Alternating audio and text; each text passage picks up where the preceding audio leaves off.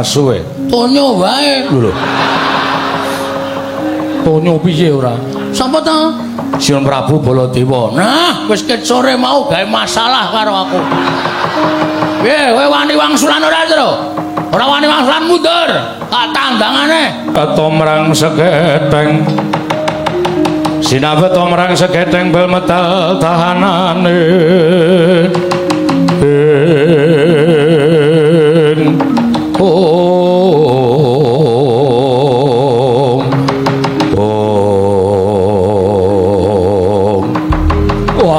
Maning jajaran sertaning bawane iblis lanat Petruk. Petruk kantong bolong. Ponokalan Petruk. Siwun Mandura. Ya, aku bendaramu Mandura, Prabu Baladewa. Kok le ngendikan kali kula sajae sura banget. Sajae iki nedahaken menawi mboten karenan penggalipun. Mesti wae aku ora karenan atiku. Merga ucapmu sing awu gawar ngawur kowe ngucap yen to Ratu Ndarawati kuwi suwijining panjal maning mungsuh sing bakal lembut pustaka Jawa Sining Simal Limasota. Iya apa ora? Oh, duka to. Lho kaya ngene iki anggap kuwi bal-balan ngono piye? Iki nesu tak kandhani. Oh, Gong, ana wong nesu e. Tonyo wae. Lho. Tonyo piye ora? Sapa ta? Siun Prabu Baladewa. Nah, wis ket sore mau gawe masalah karo aku. Piye, kowe wani wangsulan ora, Tru? Ora wani wangsulan mundur. Tak tandangane. Rumangsane kaya lanang-lanang dhewe. Anak Semar kok mung digetakke melincur. Wangsulan, Tru, wangsulan nek dadi masalah, aku sing nandangi. Wani wae kowe. Lho, ora. Lho kok muni ora. Nek kepepet ya mbok kok. Wong ki nek kepepet ki saka wedi dadi wani kok. Wangsulan gawe tak nungokke kaya ngapa? Ucape Baladewa kuwi. Mangke riyen. Sabar sinuwun. Panjenengan menika Nalindra, panjenengan nek nesu kali kula mangke ndak malah ora kajen disin-isin karo para kawula. Nuwun sewu, kula mboten sowan-sowan Prabu Baladewa ning kula sowan Prabu Darmakusuma. Kula matur menapa wontenipun. Ning kowe jujur karo aku, kowe ngarani Yayi Prabu Ndarawati panjal maning mungsuh, iya. Kowe ngarani Yayi Prabu Ndarawati ki panjal maning mungsuh nek bakal lembut pustaka Jawa Sining Limasata lan gawe sengsaraning para Pandhawa. Dasar kula merga bener. Mergi Ndarawati menika titi sing Sang Hyang Banar Wisnu sing ngayomi kok ketahuan pegeblok niku perlu dipertanyakan niku nek kula. Dasar kula bener kok. Dadi nuwun sewu nek kula ngarani Sunan Prabu Ndarawati kok dadak mbutuhke pustaka Jawa Sining Limasata menika nek cara kula wong golek-golek. Sekar Cangkok Wijayamulya niku ora kurang ampuh. Senjata cakra ora kurang ampuh. Lho. Kaca Paisan ora kurang ampuh. Panah Kesawa ora kurang ampuh. Kok dadak ketayanan tekan negara Ngawarta nyilih pustaka Jawa Sining Limasata niku jane anggo ngopo? Niku perlu dipertanyakan. Tur kula swanten negara Ngawarta mboten suwan Sunan Prabu Baladewa. Sing dadi Kresna sapa kula tak takon? Bengi niki sing dakwahane Kresna sapa? Lho, Yayi Prabu Ndarawati. Lah, kene panjenengan priksa. Sing tak lokke penjahat kowe meneng wae kok sampean dudu wong kono-kono kok geger ki ngopo? Mergo aku kakangne, aku adine. Lho, sabar kok, sabar. Sabar kok, sabar kok. Wes, iki wis geger-geger iki, Tru. Wis ra iso dindakke tenan iki. Baladewa iki kaya arep gleleng-gleleng dhewe. Minggir tak wangsulane. Sabar kok, seto sabar. Ora iso iki wis gatel tanganku. Pengen nyiduk sego. Tak kira nek arep nesu e. Ora, nesu ya ngapa? Men gayeng e. Petruk, nun. Kowe bali yo. Lho bali pripun? Kowe bali yo. Nek kula bali kandha karo bapakmu. Bapakmu wong sekeng wong ora duwe gedibal 17 wong elek nyolok mripat. Bapakmu ki mengkere. Arep bangun kayangan ki bapakmu ki cebol gayo lintang wuto ngitung lintang cecak. Muntal cagak jange kelakone jebak wurunge. Ora bakal lakon. Wong kene arep bangun kayangan ki anggap apa? Oh iki dadi masalah lho sini. Iki dadi masalah lho niki. Nek kula mangece wong kere ora masalah, pancen Petruk niku wong ora duwe tenan. Nek nyangkut bapak niki dadi perkara. Niki dadi perkara. Nuwun sewu, kula kepeksa ora basa karo sampean. Tak basanono ora ana gunane wong sampean ya ora ndek tata krama karo wong tuwa kaya kula. Arep kula niku mung derajate Panakawan niku kudune sampean mikir tuwa Petruk mangane Baladewa. Wajibe taruna karo Werda niku ngenggonana tata krama. Ning sampean wis ora nganggo tata krama babar blas. Mula nggo apa Petruk basa karo kowe?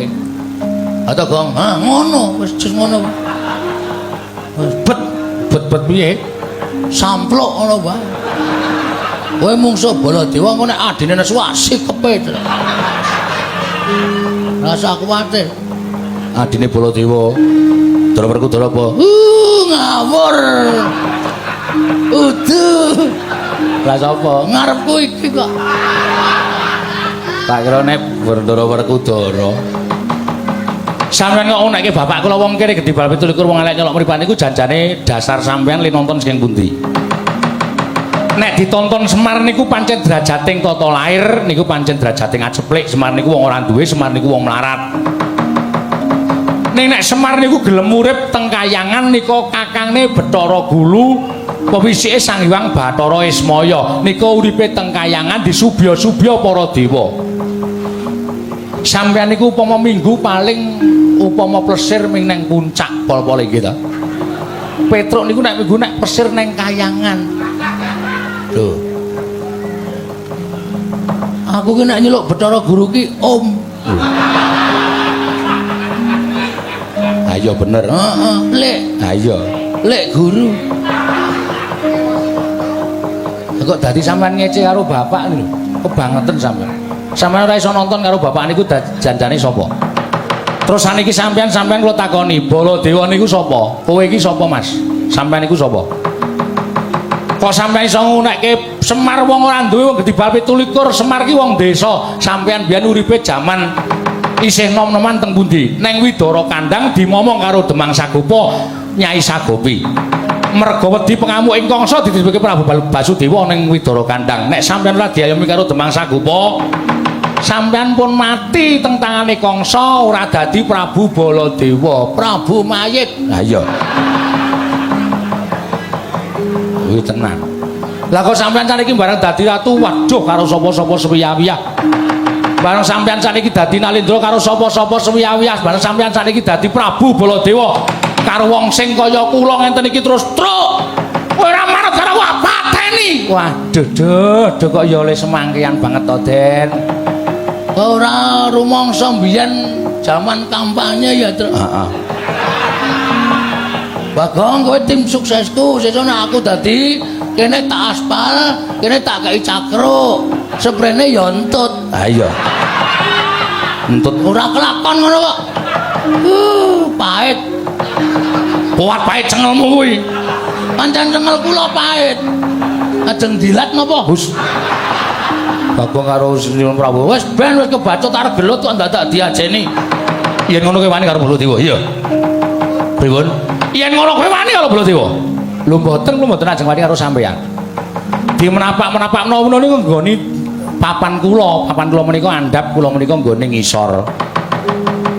Ning nuwun sewu nek Petruk menika ditantang kowe wani karo aku. Lah Petruk niku menungso. Petruk niku dudu kewan kedunungan rasa pangrasa. Nek kula ditantang kowe wani karo aku. Mangselehke keprabon sampeyan derajat sampeyan mung padha kali kula teng arepe sing gawe urip antaraning Baladewa karo Petruk. Ning nek kula wantun karo sampeyan sing nganggo busana keprabon kula kuwalat merga kula derajate kawula wani karo ratu niku kuwalat. Ning nek sampeyan nantang karo Petruk, sampeyan kepengin wangsulane Petruk, kowe nantang karo Baladewa. Lho nek sampeyan kepengin nantang Petruk, piye, Gong? Lho, lu jual gue beli. Ngono wae ora masalah, Truk. Wis ngono wae ya. Kriwikan dadi grojokan tanggung. Wis pokoke geger nang kene, geger nang kene.